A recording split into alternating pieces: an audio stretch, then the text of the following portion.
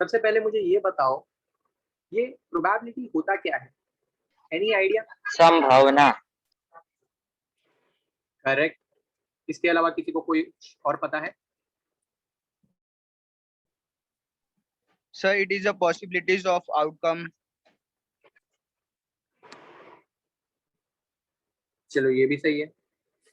तो वो बंदे ने एकदम बिल्कुल सही बोला कि सर प्रोबेबिलिटी का मतलब होता है संभावना। ठीक, लेकिन अगर मुझे इसको एक्सप्लेन करना है थोड़ा सा डिटेल में कि एक्चुअली में ये है क्या, संभावना है क्या, तो how I can explain this, ध्यान से सुनना।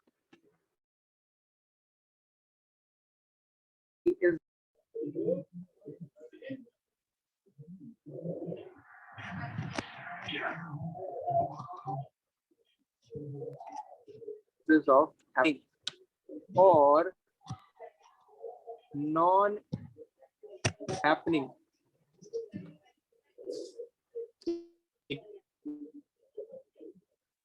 chances of happening, non happening or any uncertain event। कोई ऐसा अनसर्टेन इवेंट है जिसके होने या ना होने के जो चांसेस है बराबर है कि ये हो भी सकता है और ये नहीं भी हो सकता है। This is what probability. Clear everyone? Yes, sir. Yes sir. Okay okay. तो सर ये सारी चीजें तो ना हमने बचपन में पढ़ी है, बराबर ना? अपन ने 10th स्टैंडर्ड में ये प्रोबेबिलिटी पढ़ा, बराबर है? तो हमको आता है सर ये क्या है, बचपन से हम लोग पढ़ रहे हैं। चलो ठीक है, आपको ये सब कुछ आता है और ये सारी चीजें मैं अभी डिटेल में सिखाने भी नहीं वाला। What we are going to discuss is this probability distribution.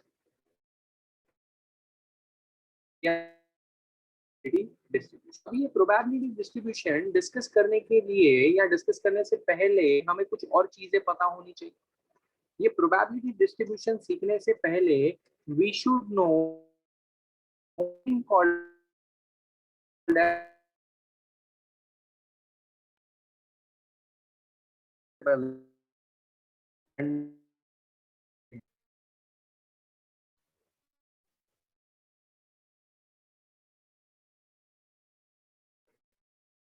Random ये random So your voice is sir आवाज बीच में जाता है, सर बीच में आता है। फिर बीच में आ रहा है।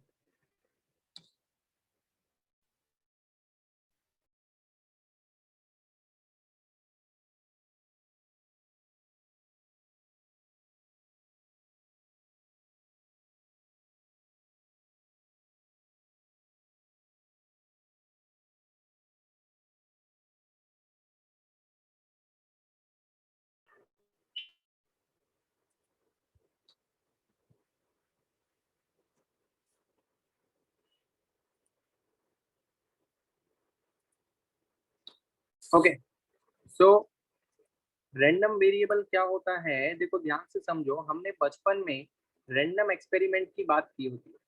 What is random experiment basically? तो रैंडम एक्सपेरिमेंट का मतलब होता है एक ऐसा एक्सपेरिमेंट, ठीक है, जिसके कोई भी आउटकम्स हो सकते हैं, 2, 4, 10 ऐसे कितने भी आउटकम्स आ सकते हैं। जैसे एग्जांपल अगर मैं बोलता हूँ 2 कॉइन्स टॉस्ड, मैंने 2 कॉइन एक साथ टॉस किया, मुझे बताओ इसके कितने आउटकम आएंगे? How many outcomes will be there? 4. 2. Correct correct correct. तो अगर मान लो कि दो दो जो भी, अगर मान लो कि मैंने 2 कॉइन टॉस किया तो उसके ना 4 आउटकम आएंगे। कौन से आएंगे? एच एच मतलब हेड हेड, या फिर एच टी Head. मतलब कि हेड टेल, टी एच मतलब कि टेल हेड, और लास्ट टेल टेल, बराबर है ना? तो कुछ इस तरीके से अलग अलग आउटकम्स आ सकते हैं और ऐसे एक्सपेरिमेंट को हम क्या बोलते हैं बेटा? Random experiment. लेकिन ये रैंडम वेरिएबल क्या है? बेसिकली ये रैंडम वेरिएबल क्या है? तो भाई रैंडम वेरिएबल जो है ना, वो सैंपल स्पेस, हमारा ये जो टोटल सैंपल स्पेस है उसका ही एक डोमेन है, ठीक है। और ये रैंडम वेरिएबल के दो टाइप्स होते हैं। How many types are? Two types are this two types. Discrete random variable, okay. पहला क्या है? Discrete random variable. और दूसरा कंटिन्यूअस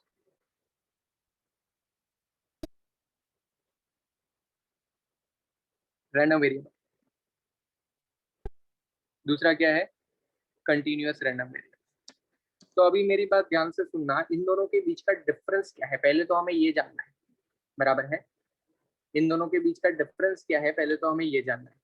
तो डिस्क्रीट रैंडम वेरिएबल एक ऐसा रैंडम वेरिएबल है जहां पे उसकी जो वैल्यूज है वो काउंटेबल है। उसकी जो वैल्यूज जो है वो क्या है?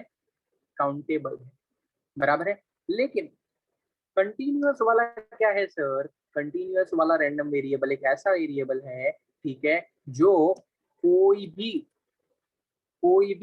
रियल नंबर के फॉर्म में हो सकता है। मतलब अगर मैं एग्जाम्पल के तौर पे आपको बताऊं, एग्जाम्पल के तौर पे number of mistakes in a page of 100 words, बराबर है। मतलब मैंने एक पेज पे 100 वर्ड्स लिखे हैं, उसमें से कितनी मिस्टेक्स मुझे मिल सकती है? तो देखो बहुत सिंपल है। जब मैं बोलता हूँ कि मैंने 100 वर्ड्स लिखे हैं तो जो भी मिस्टेक होगी वो 100 के अंदर ही होगी। हाँ सर, बात तो बराबर है, बराबर है। हो सकता है एक ही मिस्टेक है, हो सकता है 2 मिस्टेक है, हो सकता है 10 मिस्टेक है। ऐसे कहाँ तक जा सकता है? तो अगर मैंने x को एक रैंडम वेरिएबल अज्यूम किया है, वो जा सकता है 100 तक। Did you understood this? Yes, sir. पक्का सब लोग को समझा? Yes, sir. Okay, super super. Yes, sir. तो देखो, डिस्क्रीट रैंडम वेरिएबल का मतलब एक ऐसा रैंडम वेरिएबल जिसको तुम काउंट कर सकता है, जिसको तुम काउंट कर सकता है, बराबर है। और याद रखना, इसका मतलब ये नहीं कि वो फाइनाइट ही होगा। It may be finite, it may be infinite. Listen my words carefully. वो फाइनाइट होएगा तो भी चलेगा, वो इनफाइनाइट होएगा तो भी चलेगा, बराबर है। लेकिन कंटिन्यूअस रैंडम वेरिएबल क्या होता है मालूम है? जनरली वो अनकाउंटेबली इनफाइनाइट पॉसिबल वैल्यू होती है, बराबर है। वो कोई भी पॉसिबल वैल्यू हो सकती है, ठीक है, और बहुत सारी होती है, बहुत सारी हो सकती है। सर इसका मतलब क्या हुआ? देखो मैं आपको समझाता हूँ। अगर मान लो मैं बात करता हूँ height of trees in a forest, एक जंगल में ट्रीज की हाइट कितनी होगी, मुझे इसके बारे में बात करनी है। तो बेटा कोई भी रियल वैल्यू आ सकती है, कोई भी रियल वैल्यू आ सकती है। सर कोई भी रियल वैल्यू का मतलब क्या है? मैं समझाता हूँ। अगर मैंने बोला हाइट, तो मान लो 10 फीट, या फिर हो सकता है 15 फीट, हो सकता है 18 फीट और 2 इंच। अरे हाँ यार, भाई ट्रीज की कोई लिमिट नहीं है, ऐसा कितना भी जा सकता है। लेकिन डिफरेंस क्या हुआ वो समझना, डिफरेंस क्या हुआ वो समझना। मैं आपको एक एग्जांपल से डिफरेंस समझाऊंगा। ऊपर डिस्क्रीट वाले में क्या हुआ? डिस्क्रीट वाले में मुझे मालूम है कि ये 100 वर्ड्स वाला ही एक पेज है, तो मैंने इधर लिखा 0 to 100, क्योंकि भाई मैंने 100 वर्ड्स लिखे हैं, तो मेरी ज्यादा से ज्यादा मिस्टेक तो 100 ही मिलेगी ना बेटा। अभी 100 वर्ड्स है तो उसमें 200 मिस्टेक तो होनी, एक ही वर्ड में 4 मिस्टेक। अबे भाई वर्ड मिस्टेक इज मिस्टेक। अभी मान लो मैंने इसका स्पेलिंग गलत लिख दिया तो ये एक मिस्टेक हो गया। मैंने इसका भी स्पेलिंग है, 2 मिस्टेक हो गया, ऐसा अभी मैं बोलूंगा नहीं नहीं वेरिएबल के अंदर ही 4 मिस्टेक है, ऐसा थोड़ी होता है। Are you understanding my thing? तो बोले तो डिस्क्रीट वाले में क्या है, डिस्क्रीट वाले में आपके पास लिमिटेड चीजें हैं, आपको पता चल जाता है किधर तक जाना है बराबर या कैसे जाना है। बट कंटिन्यूअस वाले में ऐसा नहीं है। कंटिन्यूअस वाले में आप एक एक एक एक ऐसा अलग नहीं कर सकते हो। आपको क्या करना पड़ता है मालूम है? कंटिन्यूअस वाली चीजों को रिकॉर्ड करने के लिए आपको ग्रुप बनाना पड़ता है। अच्छा एक काम करते, 15 से 20 फीट वालों को इधर लिखेंगे, 20 से 25 फीट वाले कितने ट्रीज है वो इधर लिखेंगे, 25 से 30 फीट वाले कितने ट्रीज है उसको इधर लिखेंगे, and so on. Are you understanding? Basically you are making a class that can be regarded under continuous random variable. तो मुद्दा क्या है? मुद्दा बहुत सिंपल है, 2 टाइप के रैंडम वेरिएबल होते हैं, बराबर है। दो टाइप के रैंडम वेरिएबल हो सकते हैं, एक डिस्क्रीट रैंडम वेरिएबल और दूसरा continuous random variable. Discrete random variable में कुछ ना कुछ काउंटेबल वैल्यू होती है जिसको तुम काउंट कर सकता है, बराबर है, which may be finite which may be infinite, बराबर है। वो फाइनाइट भी हो सकता है, वो इनफाइनाइट भी हो सकता है। लेकिन कंटिन्यूअस वाले में क्या होता है, कंटिन्यूअस वाले में साली हर रियल वैल्यूज क्लियर कवर हो सकती है, बराबर है। और उसके लिए डिग्री ऑफ एक्यूरेसी रखने के लिए हमें डिटेल में जाना पड़ता है, यूनिट ऑफ मेजरमेंट को यूज करना पड़ता है। आर यू अंडरस्टैंडिंग क्या डिफरेंस क्या है? ये सिर्फ नंबर में होता है, मैं मिस्टेक को 1.5 मिस्टेक नहीं बोल सकता, मैं 1.5 लीटर मिस्टेक हुआ, 4.5 लीटर की मिस्टेक हुई, ऐसा नहीं बोल सकता। वो खाली नंबर में काउंट होता है, जबकि ये जो है वो यूनिट्स कुछ भी हो सकता है। जैसे एग्जांपल मैं लिखता हूं यहाँ पे, height of trees in a forest, तो भाई इसके पीछे यूनिट लगाना पड़ता है, बिना यूनिट के काउंटिंग नहीं हो सकती। और वो यूनिट जो है वो किस में भी जा सकता है, बराबर है। अभी जैसे ये हाइट है तो 15 फीट हो सकता है, 20 फीट हो सकता है, इंचेस में जा सकता है, बराबर है। अच्छा मैंने लिख दिया weight of students, weight of students in a class, तो भाई ये वेट किधर तक भी जा सकता है और वो किलोग्राम में जाएगा, बराबर जाएगा। तो ऐसे कोई भी रियल वैल्यू हो सकती है, उसको एक्यूरेसी मेंटेन करने के लिए हमें यूनिट्स ऑफ मेजरमेंट को यूज करना पड़ता है, और उसका और डिटेल में मतलब हम लोग को मीटर के बाद सेंटीमीटर, किलो के बाद किलोग्राम, ऐसा सब कुछ यूज करना पड़ सकता है। Clear everyone? डिस्क्रीट और रैंडम के बीच का डिफरेंस क्लियर सबको? Yes, sir. डिस्क्रीट और कंटिन्यूअस, ओके चलो सुपर। तो एक काम करो, सबसे पहले हेडिंग लिखो, चैप्टर का नाम लिखो प्रोबेबिलिटी डिस्ट्रीब्यूशन, बराबर है। साइंस वालों के लिए चैप्टर नंबर अलग है, कॉमर्स वालों के लिए भी अलग है। वो तुम लोग जब तुम्हारा टेक्स्ट बुक खोलेगा, टेक्स्ट बुक का पीडीएफ में ग्रुप में शेयर करूंगा तो आपको पता चलेगा। फिलहाल चैप्टर नंबर मत लिखो सर Yes, सर एक बोलो। कंटिन्यूअस फिर से बताओ ना जरा, continuous. Okay, continuous random variable एक ऐसा रैंडम वेरिएबल है बेटा जिसमें हमें एक्यूरेसी मेंटेन करने के लिए यूनिट्स को यूज करना पड़ता है। जैसे एग्जांपल हाइट ऑफ ट्रीज, तो ये 20 फीट हो सकता है, और फीट के बाद मैं इंचेस भी लगा सकता हूँ। अगर मुझे स्टूडेंट का वेट जानना है तो मैं 52.3 केजी भी लिख सकता हूँ, 52.4 केजी भी लिख सकता हूँ, या फिर 52 केजी एंड 300 ग्राम भी लिख सकता हूँ। बोले तो कंटिन्यूअस वाले में हमारा जो आंसर होता है वो यूनिट्स में जाता है, क्योंकि हमें वो चीज को यूनिट में मेजर करना कंपलसरी है। जैसे एग्जांपल मैंने बोला टेम्परेचर ऑफ अ सिटी, तो ये कंटिन्यूअस में जाएगा बेटा। स्पीड ऑफ व्हीकल ये कंटिन्यूअस में जाएगा, क्योंकि उसके अंदर units are required. I can not just write city का टेम्परेचर कितना है 24, ए भाई 24 क्या, व्हीकल का स्पीड कितना है 34, 34 क्या, तो 34 किलोमीटर पर आवर। ये यूनिट्स को लगाना जरूरी है, ऐसे वाले को हम बोलते हैं कंटिन्यूअस। और जिसमें यूनिट्स को लगाना जरूरी नहीं है, उसका आंसर नॉर्मल नंबर्स में दे सकते हैं, उसको हम लोग बोलेंगे discrete. Clear everyone? Yes sir. चलो, so now please write down the heading probability distribution and note down this point. पहले इतना नोट कर लो।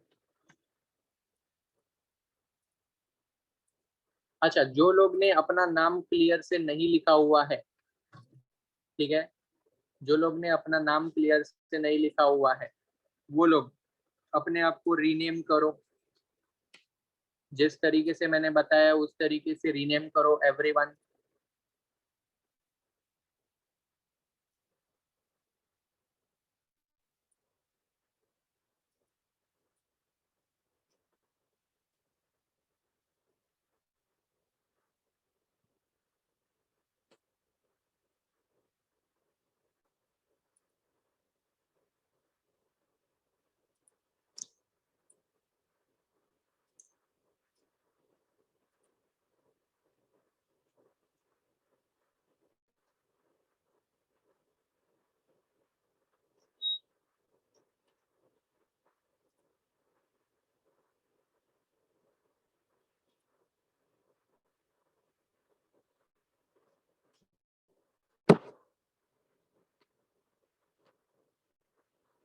अच्छा sir, discrete random variable infinite कैसे हो सकता है? क्यों नहीं हो सकता? Discrete random variable can also go to infinity. Example देता हूं मैं, number of floors in a building, number of floors in a building, number of bike sold by a dealer, number of bike sold by a dealer. तो भाई कोई limit नहीं है ना, दिन में 10 गाड़ी भी बिक सकती है, 50 भी बिक सकती है भाई, समझ रहा है? So it may go till infinity, we don't have any limits in that.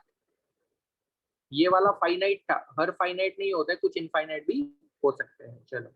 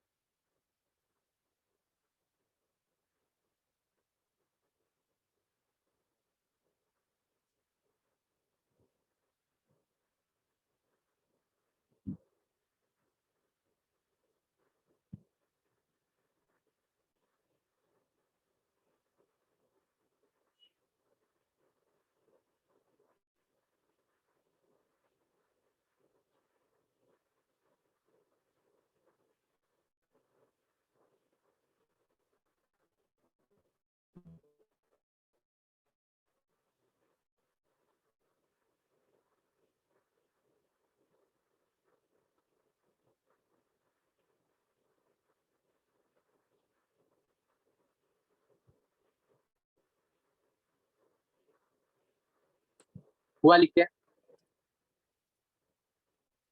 Yes, sir. Done. Yes, sir. Yes, sir. Okay Yes, sir. Yes, sir. चलो ठीक है।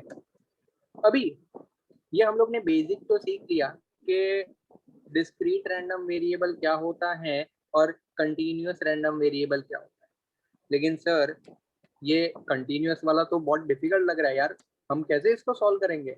चलो ठीक है, तुम्हारी रिक्वेस्ट पे हम कंटीन्यूअस वालों को इग्नोर कर सकते हैं।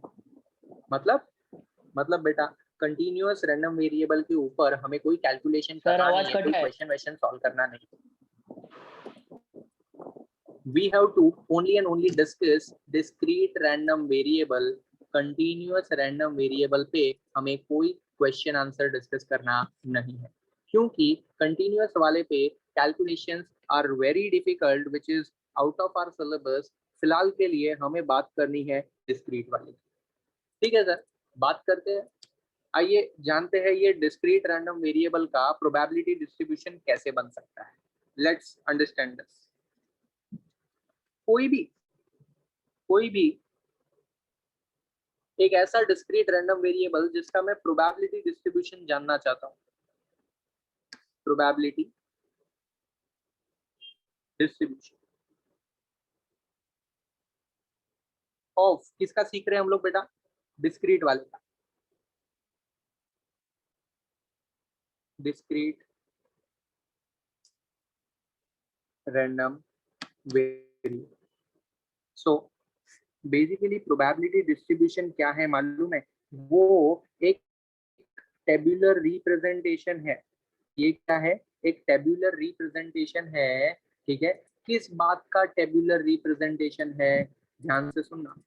It is a tabular representation for different probabilities at different possible values of x। Sir मुझे नहीं समझ में आ रहा है आप क्या बोल रहे हो, डोंट वरी मैं आपको समझाता हूँ। एक एग्जांपल से हम ये प्रोबेबिलिटी डिस्ट्रीब्यूशन को समझेंगे, ठीक है। Example, let x denote the number of heads in 3 tosses of a coin. बोले तो हमने एक कॉइन को 3 बार टॉस किया। जब मैंने एक कॉइन को 3 बार टॉस किया, अब मैं क्या जानना चाहता हूँ? मैं प्रोबेबिलिटी डिस्ट्रीब्यूशन चाहता हूँ। किस बात का? नंबर ऑफ हेड्स का। तो सबसे पहले मैं आपको बेसिक से लेके जाता हूँ। अगर मैं 3 कॉइन टॉस करता हूँ तो मेरा सैंपल स्पेस क्या बनता है? H H H H H T H T H T H H T T T T T H T H T H T T. ये होता है मेरा sample space. Number of S कितना होता है सर? 8 होता है। आई होप ये सब लोग को आता है, आपने बचपन में ये सीखा है। यस और no? Yes, sir. Yes, sir. Yes, sir. चलो ठीक है। यहाँ तक सब लोग को समझ में आ गया कि सर ये सैंपल स्पेस क्या है? ये तो अपन बचपन में सीखता था। मुद्दा ये नहीं है बेटा, प्रोबेबिलिटी डिस्ट्रीब्यूशन तो अब है। जैसा कि मैंने बोला, प्रोबेबिलिटी डिस्ट्रीब्यूशन एक टेब्यूलर रिप्रेजेंटेशन है। तो मैं मेरे डेटा को टेब्यूलर रिप्रेजेंटेशन कैसे करेगा? सुनो, इन लोग बोलता है एक्स क्या डिनोट कर रहा है? एक्स डिनोट करता है नंबर ऑफ हेड्स। तो मैं यहाँ पे लिखेगा एक्स और यहाँ पे लिखेगा probability of x is equals to x. Sir ये आप क्या लिख रहे हो? चलो मैं आपको समझाता हूँ। पता है नंबर ऑफ हेड्स कितने कितने आ सकते हैं? देयर आर पॉसिबिलिटी कि एक भी हेड ना आए, that is 0 heads. There are possibility एक हेड आए। देयर आर पॉसिबिलिटी के 2 हेड्स आ जाए या फिर 3 हेड्स आ जाए। इससे ज्यादा हेड आ नहीं सकते। फिर से एक बार, कितने हेड आ सकते हैं? Number of heads. तो ऐसा भी केस हो सकता है ये वाला, जहाँ पे 0 हेड है, या फिर ये वाले केसेस जहाँ पे एक हेड है, या फिर ये वाले केसेस जहाँ पे 2 हेड है, या फिर ये वाला केस जहाँ पे 3 हेड है। अभी मुझे क्या चाहिए बेटा? मुझे चाहिए इनका probability. What I want the probability. मतलब 0 हेड आने की प्रोबेबिलिटी कितनी है? एक बार हेड आने की प्रोबेबिलिटी कितनी है? 2 बार हेड आने की कितनी है? और 3 बार हेड आने की प्रोबेबिलिटी कितनी है? तो जैसा कि हम बचपन में करते थे, 1 हेड कम्स। तो 1 हेड कम्स में ये, I am sorry, 0 head comes. पहले हम 0 हेड कम्स लेंगे। तो 0 हेड कम्स के लिए मुझे मिलेगा ये वाला, खाली इकलौता है। तो भाई इसकी प्रोबेबिलिटी हो गई 1/8। 8 में से एक बार, 8 में से सिर्फ एक बार ऐसा होगा जहाँ पे 0 हेड आएगा। आगे बढ़ते हैं। 1 हेड कितनी बार आता है बेटा? 3. 1 2 3। कितनी बार हुआ? 3 बार। तो 3/8। Very simple. 2 हेड्स कितनी बार आते हैं? भी 3. बार। 1 2 3। 3/8। अच्छा, तीनों 3 हेड्स कितनी बार आएंगे? 1. One time. तो ये हो गया 1/8। अब ये जो टेबल मैंने बनाया ना बेटा, बस यही तो है मेरा प्रोबेबिलिटी डिस्ट्रीब्यूशन टेबल, बराबर है। तो ऐसे टेबल को हम क्या बोलते हैं? ऐसे टेबल को हम बोलते हैं बेटा probability distribution table. Have you understood this? Yes, sir. Yes, sir. चलो तो हेडिंग लिखो, probability distribution of a discrete random variable, and write down this.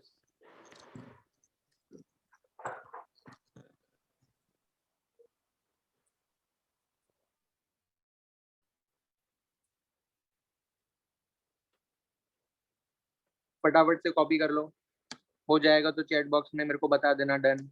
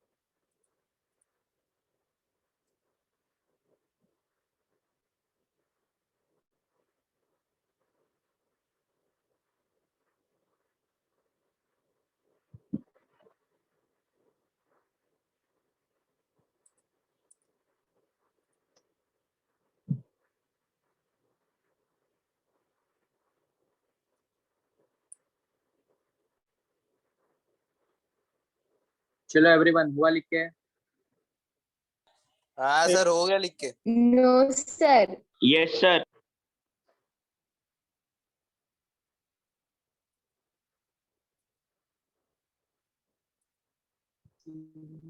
No, sir.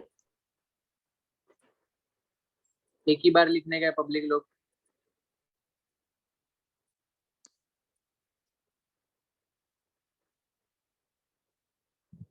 श्रुति, हुआ लिख के? Yes, sir.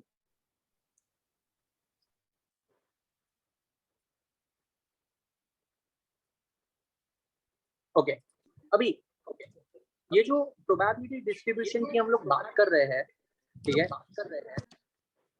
ये प्रोबेबिलिटी डिस्ट्रीब्यूशन की जो हम लोग बात कर रहे हैं, तो सर इसके ऊपर से हमें कैसे क्वेश्चन आ सकते हैं? चलो ठीक है, ये प्रोबेबिलिटी डिस्ट्रीब्यूशन के ऊपर से हमें अलग अलग टाइप के क्वेश्चंस पूछे जा सकते हैं, ठीक है, वो आपके एक्सरसाइज में से हम कंसीडर करेंगे। So let us start with your exercise. मैं बहुत ही बेसिक क्वेश्चंस अभी कंसीडर कर रहा हूँ, ठीक है, और उसके बाद हम धीरे धीरे डिफिकल्टी लेवल पे आएंगे।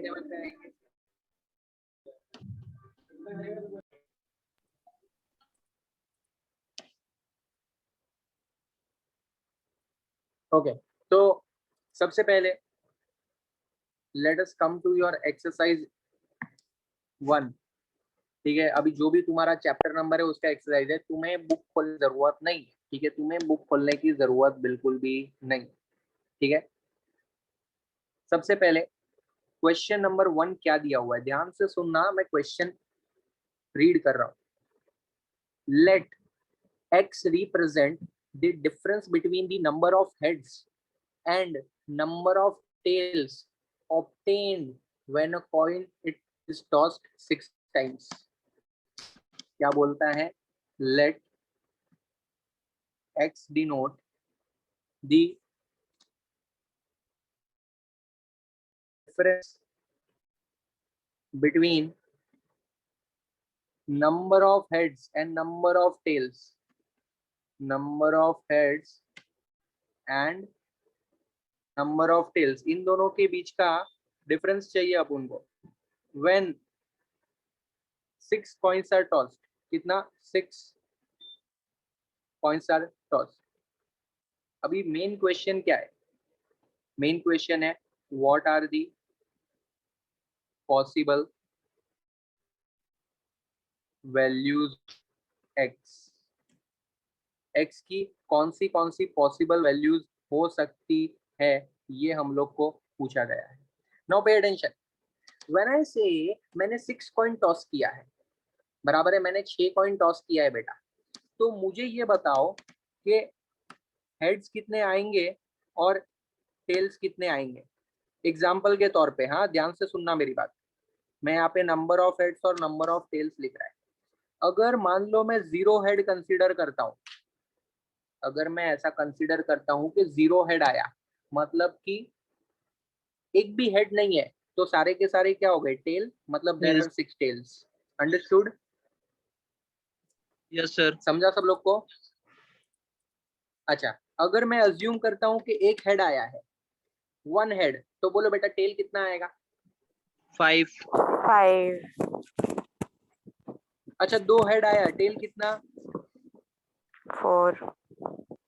then 3, 3, 4, 2, 5, 1, 6 and 0. Did you understood this? Yes, sir. Yes, sir. चलो ठीक है यार, ये तो हमको समझ में आ गया, लेकिन क्वेश्चन ये तो पूछा ही नहीं। क्वेश्चन में ये तो पूछा ही नहीं है। क्वेश्चन में बोला इन लोग का डिफरेंस निकाल के दो। चलो मैं डिफरेंस निकालता है, इधर इधर डिफरेंस निकालता है। तो डिफरेंस क्या आएगा सर? 0 और 6 का डिफरेंस 6 होता है। अच्छा, 5 और 1 का डिफरेंस कितना होता है? 4 होता है। 4 और 2 का डिफरेंस 2 होता है। 3 और 3 का डिफरेंस 0 होता है। ये 2 होता है, ये 4 होता है और ये 6 होता है। अभी इन सिंपल वर्ड्स इन्होंने पूछा है what are the possible values of x. तो एक्स की पॉसिबल वैल्यूज क्या होगी? मैं यहाँ पे लिखता हूँ, therefore possible values of x are 0, 2, 4 and 6। खत्म। सर लेकिन 2 बार है ना 6। ए बेटा, रिपीटेशन थोड़ी लिखना है, रिपीटेशन नहीं लिखना है। 6 इधर भी है 6 इधर भी है, तो ऐसे 2 बार नहीं लिखने का। कौन सी वैल्यू है सर? ये 4 अलग अलग वैल्यू हो सकती है, या फिर ये वाली 4 अलग वैल्यू, कोई भी अलग अलग जो वैल्यू है वो रिपीटेशन चाहिए, इधर नहीं। तो जैसे मैं ये टेबल बना रहा था, सुनो, जिधर मैंने 0, 1, 2, 3 ऐसा लिखा था, बराबर ना? तो अगर मैं इसका टेबल बनाऊंगा तो मैं उधर 0, 2, 4, 6 लिख सकता हूँ, लेकिन बेटा पूरा टेबल बनाना नहीं है। पूरा टेबल बनाने का नहीं है, उन लोग ने पूछा नहीं है। जितना पूछा हम उतना ही करेंगे, ज्यादा काय को करने का। अरे समझा क्या पब्लिक लोग? Yes, sir. Yes, sir. No, sir. अरे हमें क्या चाहिए? Sir, can you explain one more time? हाँ, नंबर ऑफ हेड्स और नंबर ऑफ टेल्स जो आएंगे ना, ठीक है, नंबर ऑफ हेड्स और नंबर ऑफ टेल्स जो आएंगे ना, उनका डिफरेंस चाहिए, बस, नथिंग एल्स। तो x क्या डिनोट करता है? x डिनोट करता है difference between the number of heads and number of tails when 6 coins are tossed. तो अगर मैं 6 कॉइन टॉस करता हूँ तो क्या क्या पॉसिबिलिटी हो सकती है? ऐसा हो सकता है कि 0 हेड आया, 0 हेड, एक भी हेड नहीं है, और अगर 0 हेड है तो सारे के सारे टेल हो जाएंगे। या फिर एक हेड आया, अगर एक हेड आएगा तो बेटा बाकी के 5 टेल हो जाएंगे। अगर 2 हेड आए तो बाकी के 4 टेल्स हो जाएंगे। 3 हेड आए तो बाकी के 3 टेल्स, एंड सो ऑन। इतना समझा बेटा हीर? Yes, sir. अभी हमें क्या चाहिए बेटा? हमें इनका डिफरेंस चाहिए। डिफरेंस मतलब कैसे मिलेगा? बड़े नंबर में से छोटा नंबर माइनस कर दो, you will get the difference. तो इधर है डिफरेंस 6 का, इधर है डिफरेंस 4 का, इधर है डिफरेंस 2 का, इधर है 0 and so on.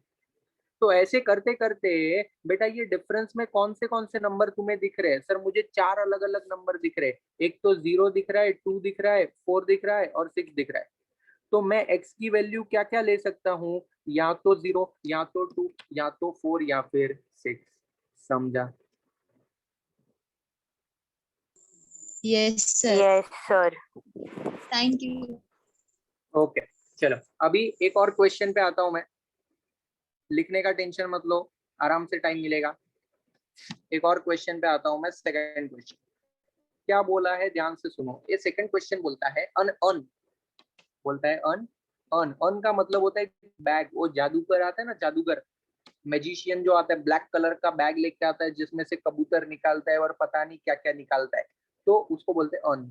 So basically an urn contains 5 red and 2 black balls.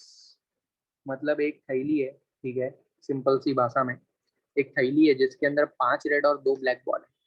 Okay, अभी 2 बॉल्स आर ड्रॉन, मतलब हमने कितना बॉल उसमें से निकाला बेटा?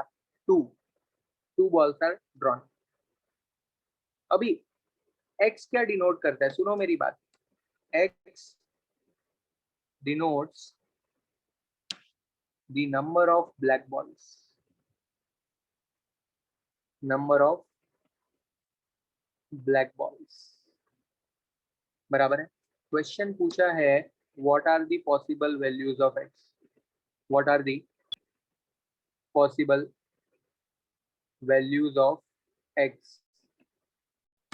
देखो क्या बोलता है कि एक बैग है जिसके अंदर 5 रेड और 2 ब्लैक बॉल है। अभी मुझे ये जानना है कि अगर भी 2 बॉल्स ड्रॉन तो वो ब्लैक बॉल कितने आ सकते हैं? What are the possible values? क्या लगता है पब्लिक, बोलो। 0, 1, 2. Correct. possible values of x are 0, 1 and 2। Sir ये इसको कैसे आया? देखो 0 कब?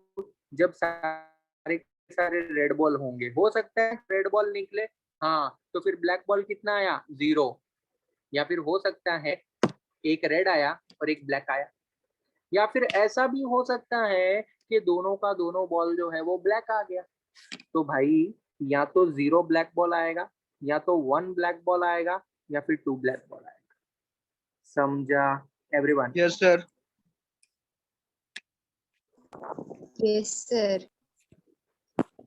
Yes, sir. Super super. चलो सुपर। तो ये बहुत ही सिंपल सा क्वेश्चन था जिसका बहुत ही सिंपल आंसर था। ठीक है, तो क्वेश्चन तुमको लिखने की जरूरत नहीं है। ठीक है, ये तुम्हारी बुक का ही क्वेश्चन है। जहाँ पे मैं बोलूँ वहीं पे क्वेश्चन लिखने का, मैं नहीं बोलता है तो क्वेश्चन नहीं लिखने का। Just you have to write down the answer. So now please write down the answer. Exercise 1 लिख दो ऊपर, जिसका 7th चैप्टर है उसके लिए 7.1 बन जाएगा, जिसका 6.1 बन जाएगा। यहाँ पे ऊपर मैंने जो फाइल का नाम दिया हुआ है उधर तुम देख सकते हो। साइंस वाले के लिए ये एक्सरसाइज 7.1 है और कॉमर्स वाले के लिए ये एक्सरसाइज 8.1 है। मैंने ऊपर नाम दिया उसमें साइंस वाले के लिए 7.1, कॉमर्स वाले के लिए 8.1। खाली आंसर लिखने का है, क्वेश्चन लिखने की जरूरत नहीं है। फास्ट।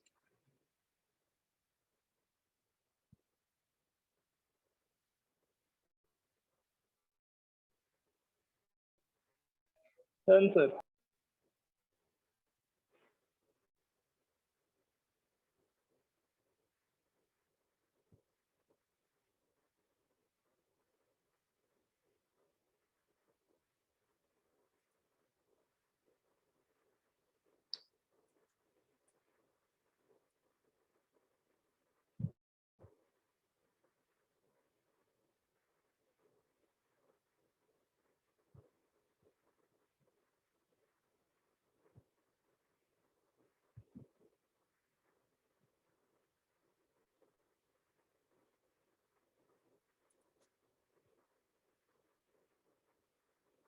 सौरभ, मैंने नाम को रीनेम करने बोला था ना, क्या करते हो तुम लोग? चलो राइट डाउन दिस आल्सो।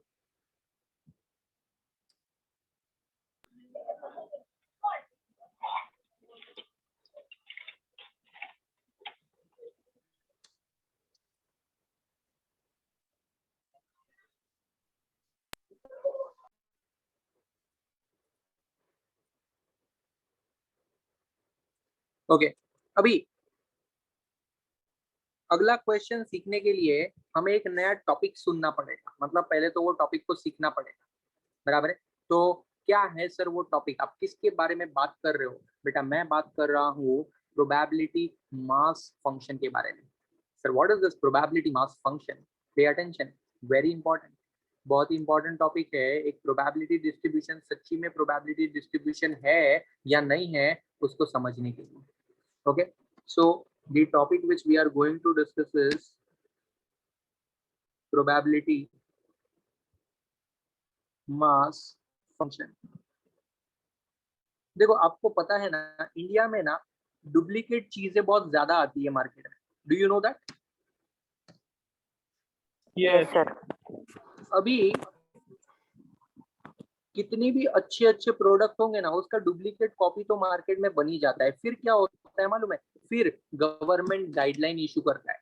किस बात की गाइडलाइन? ए भाई, अगर प्रोडक्ट में ये है तो ये ओरिजिनल है, और अगर ये चीजें नहीं है तो वो डुप्लीकेट है।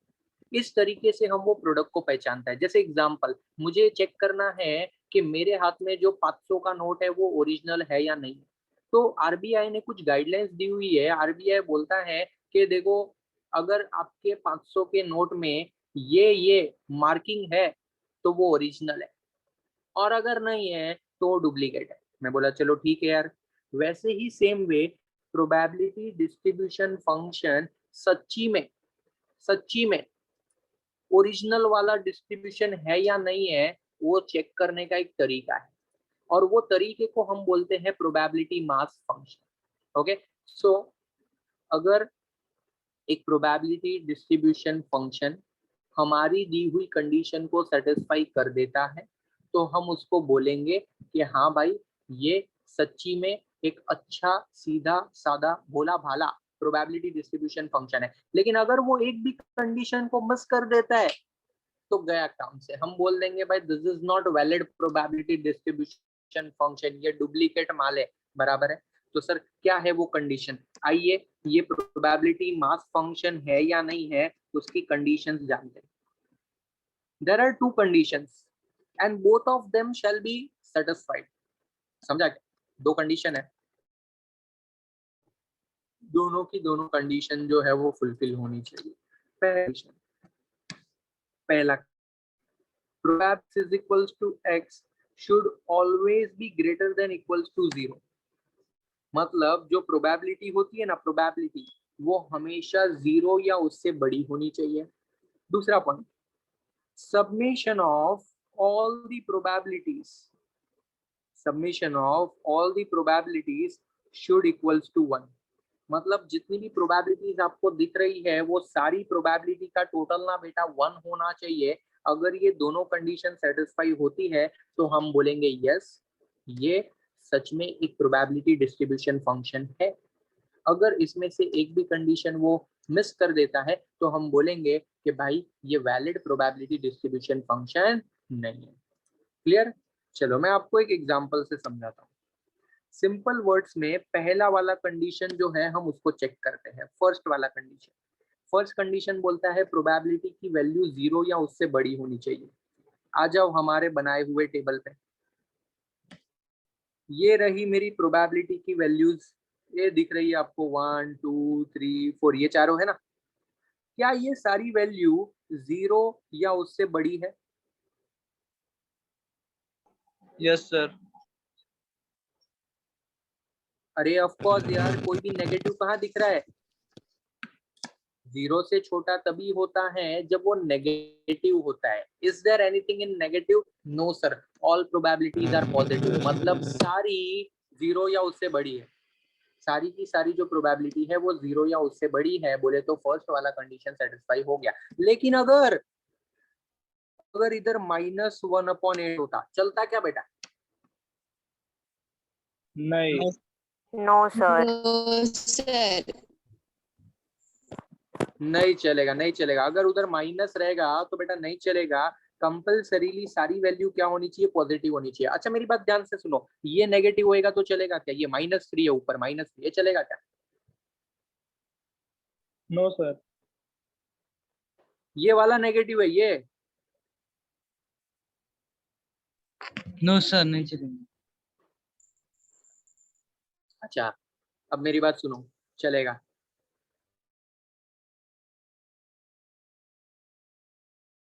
चलेगा। नहीं सर, चलेगा। x कैन बी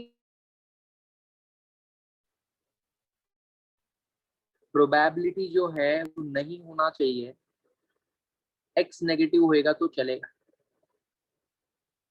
फिर से एक बार, प्रोबेबिलिटी जो है ये वाला वो नेगेटिव नहीं होना चाहिए। x नेगेटिव है तो चलेगा, x से कोई लेना देना नहीं। Everyone okay okay. Excuse me sir. फिर हाँ बोल। सर बट वो तो फिर अगर -3 आएगा तो वो इम्पॉसिबल इवेंट्स हो जाएंगे ना?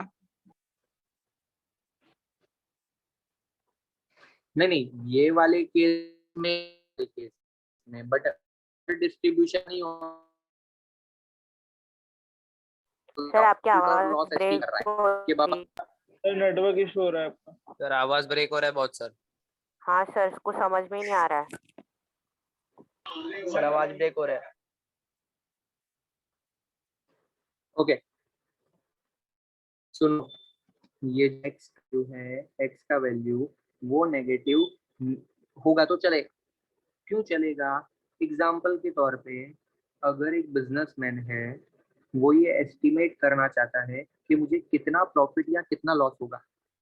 उसने एस्टिमेशन किया कि अगर बिजनेस चला, ठीक है, अगर बिजनेस चला तो मुझे 40,000 का प्रॉफिट होगा, और अगर बिजनेस नहीं चला तो मुझे 30,000 का लॉस होगा, क्योंकि मैंने 30,000 रुपया इन्वेस्ट किए हैं।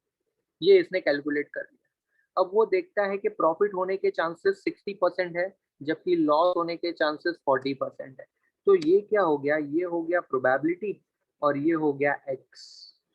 तो भाई ये एक्स कुछ भी हो सकता है, लेकिन ये प्रोबेबिलिटी जो है वो नेगेटिव होना नहीं चाहिए। समझा? Yes sir. Yes, sir. चल, तो ये हमारा फर्स्ट कंडीशन हुआ, जिसमें मैंने आपको ये समझाया कि probability should not be negative होना, नेगेटिव कुछ चलेगा। दूसरी कंडीशन क्या थी? दूसरी कंडीशन ये बोलती है कि सारी प्रोबेबिलिटी का सबमिशन 1 होना चाहिए। क्या बोलता है? सारी प्रोबेबिलिटी का सबमिशन 1 होना चाहिए, सारी प्रोबेबिलिटी का टोटल 1 होना चाहिए। मतलब ये 1, ये 2, ये 3 और ये 4, ये चारों का प्लस करके कितना आना चाहिए? 1 आना चाहिए। चेक करके बताओ बेटा, क्या सबका प्लस करके 1 आ रहा है? हाँ No, sir. sir. Yes, sir.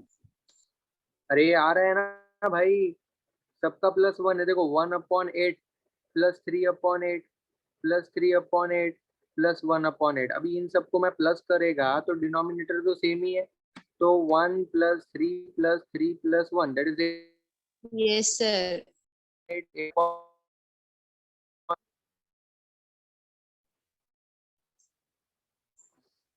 Sir आपकी तो आवाज बेसिकली ब्रेक हो रही है। दूसरी कंडीशन भी सेटिस्फाई, तो बेसिकली हमारी सेकंड कंडीशन भी सेटिस्फाई हो गई। बराबर है। सेकंड कंडीशन क्या था? कि ये सारी प्रोबेबिलिटी का टोटल 1 आना चाहिए। अगर सारी प्रोबेबिलिटी का टोटल 1 आता है तो यस, हम सही जा रहे हैं, ये डिस्ट्रीब्यूशन करेक्ट। डन। तो this are the two condition जिसको हम बोलते probability mass function, okay, to verify whether any distribution is a valid probability distribution or not. Clear? चलो, तो एक काम करो, हेडिंग लिखो और ये दोनों कंडीशन नोट डाउन कर लो।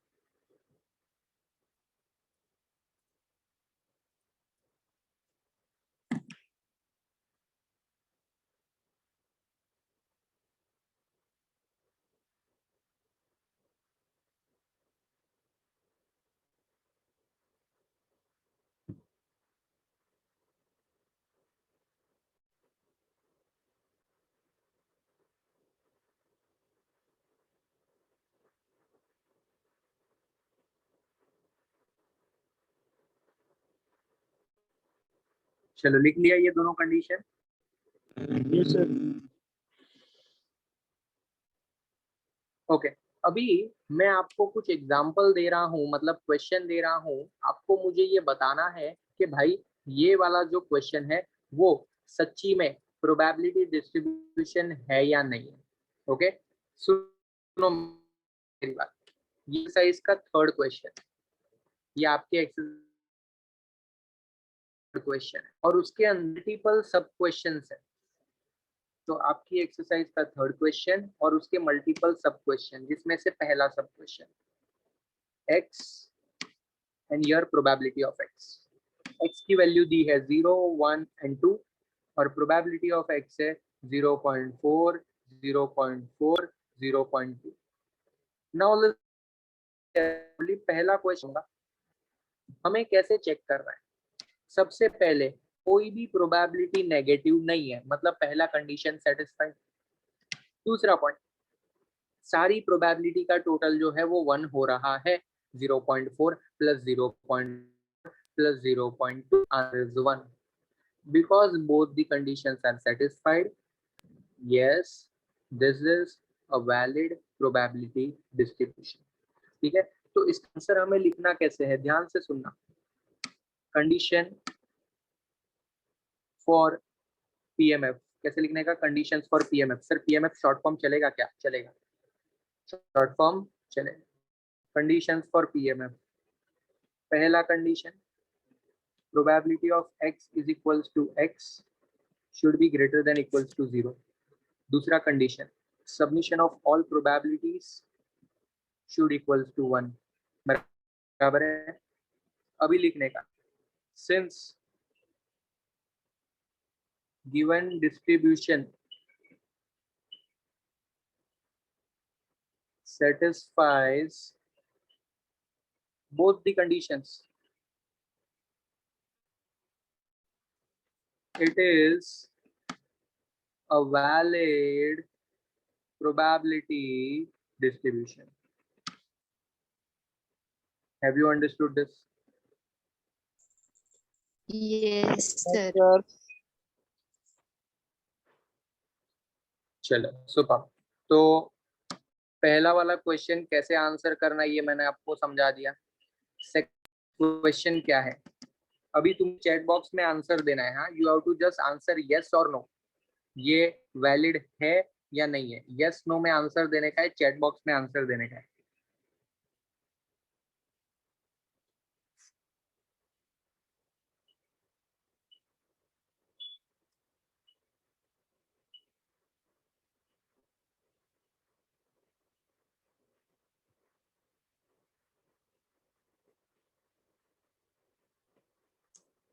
बोलो.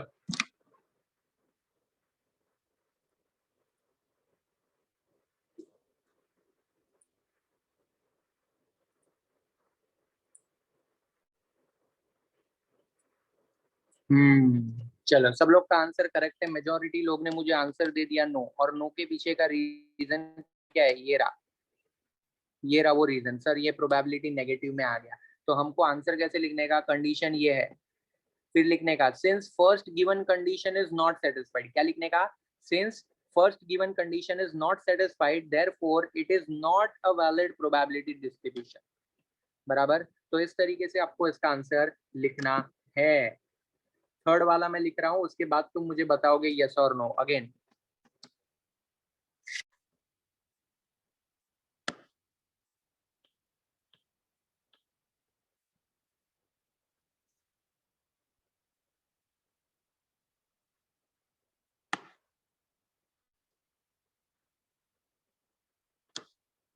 क्या बोलता है पब्लिक.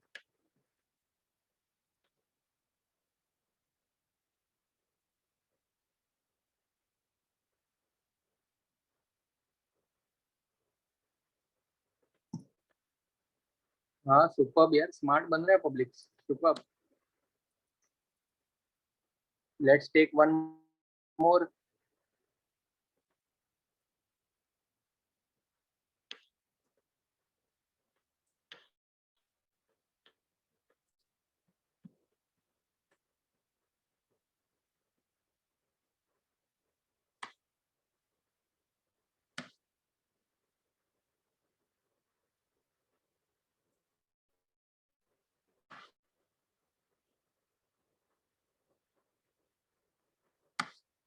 आई नो इसमें लोग मिस्टेक करेंगे, सोच समझ के आंसर देना. चलो everyone.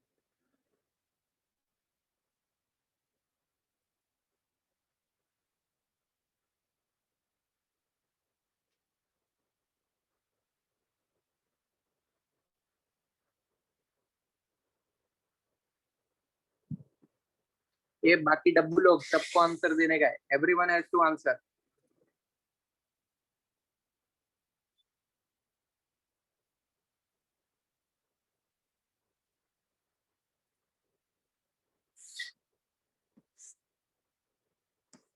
The answer is yes.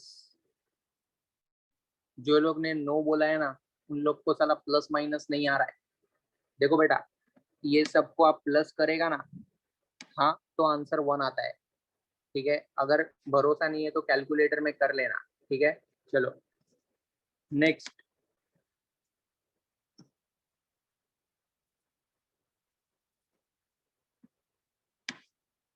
Sir इधर 4th पे 0 दिए।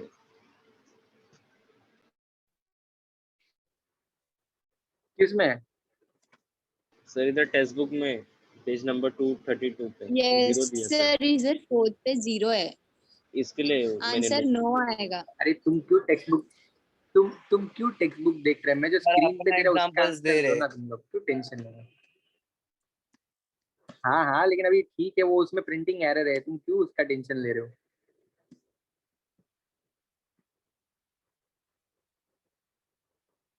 चलो ये बताओ, नो।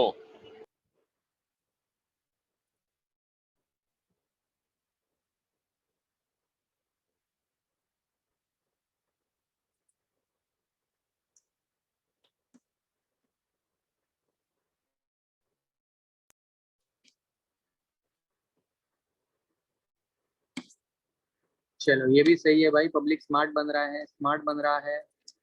ओके, लास्ट वन, अभी ये देखते हैं बराबर आंसर दे पाते हो कि नहीं। लास्ट वाला,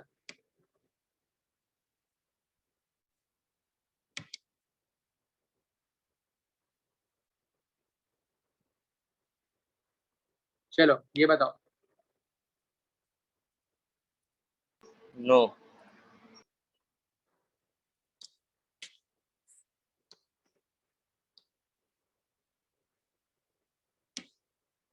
सबका आंसर आना चाहिए सर। 10-12 लोग आंसर देंगे तो मजा नहीं आएगा। Everyone has to answer.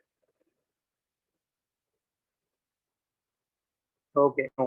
Reason बहुत सिंपल है। पहला कंडीशन तो सेटिस्फाई हो गया, लेकिन सर दूसरा वाला कंडीशन सेटिस्फाई नहीं हो पाया, क्योंकि ये तीनों का प्लस जो है वो 1 हो रहा नहीं है, वो 0.9 हो रहा है, हमको पूरा 1 चाहिए था। क्लियर? चलो, तो मैंने आज तुमको 3 टॉपिक सिखाए हैं, ठीक है? मैंने आज तुमको 3 चीजें सिखाई है। फिर से एक बार, सबसे पहले मैंने आपको ये बताया कि भाई ये रैंडम वेरिएबल क्या होता है और उसके 2 टाइप कौन से हैं, एक डिस्क्रीट वाला, दूसरा कंटिन्यूअस वाला। फिर मैंने आपको प्रोबेबिलिटी डिस्ट्रीब्यूशन क्या होता है, एक टेबुलर रिप्रेजेंटेशन होता है प्रोबेबिलिटीज का। और तीसरा चीज मैंने आपको क्या सिखाया, तीसरा मैंने आपको ये बताया कि भाई ये जो प्रोबेबिलिटी डिस्ट्रीब्यूशन है, ठीक है, वो वैलिड है या नहीं है, वो कैसे चेक करने का। तो उसके लिए हमने क्या सीखा, प्रोबेबिलिटी मास फंक्शन, जिसके अंदर 2 कंडीशन है। पहला कंडीशन, कोई भी प्रोबेबिलिटी नेगेटिव नहीं होना चाहिए, और दूसरा कंडीशन हमने ये देखा कि बाबा ये जितनी भी प्रोबेबिलिटीज है उन सबका टोटल कितना होना चाहिए, 1 होना चाहिए। किसी को कोई doubt? No. No. No. Sir ओ सर। Okay, super.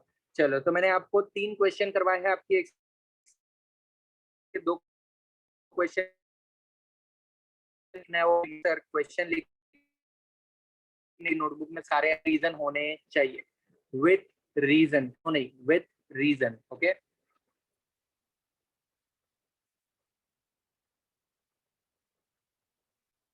चलो तो आज के लिए बस उतना ही। हम नेक्स्ट लेक्चर में मिलेंगे तो आगे कंटिन्यू करेंगे, एंड कोशिश करेंगे कि नेक्स्ट लेक्चर में हम ये एक्सरसाइज कंप्लीट कर दें। ओके, ओके सर, चलो bye bye. Thank you and good night sir. Okay, good night, bye bye. Sir इसके नेक्स्ट वाला पेज दिखाओ एक बार।